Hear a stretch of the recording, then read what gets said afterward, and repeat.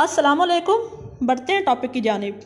आप सबको मालूम है कि कोरोना वायरस की वजह से पूरे मुल्क के साथ साथ पब्लिक ट्रांसपोर्ट को भी मार्च के वक्त में बंद कर दिया गया था, जिससे ड्राइवर, कंडक्टर और बहुत से इस शोबे से वाबस्ता लोग बेरोजगार हो गए।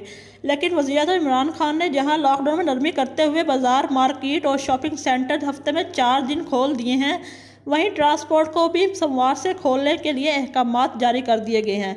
पब्लिक ट्रांसपोर्ट खोलने के साथ SOPs भी तैयार कर लिए गए हैं। SOPs के मुताबिक 2 सीटों पर एक मुसाफिर सफ़र करेगा।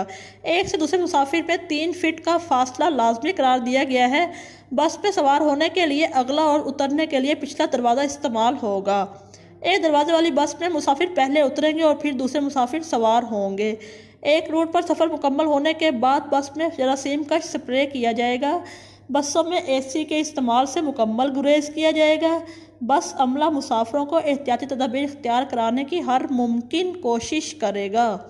पब्लिक ट्रांसपोर्ट में सवार हर मुसाफिर के लिए फेस मास्क एंड सैनिटाइज़र लाजमी करार दिया गया है। ड्राइवर भी गाड़ी चलाते हुए फेस मास्क इस्तेमाल करेंगे।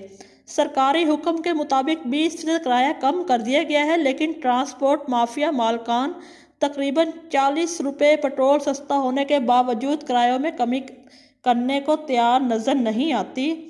रमज़ान मुबारक के आखिरी दिनों में मुख्तलिफ शहरों से जो लोग अपने आबाई घरों को लौटना चाहते हैं ताकि ईद की खुशियाँ अपने प्यारों के साथ मना सकें, ट्रांसपोर्ट माफिया पहले से लॉकडाउन की वजह से माशी मुश्किल का शिकार आवाम से ज़्यादा पैसे बटोरना चाहती है, जो हमेशा से ट्रांसपोर्ट माफिया का वतीरा रहा है।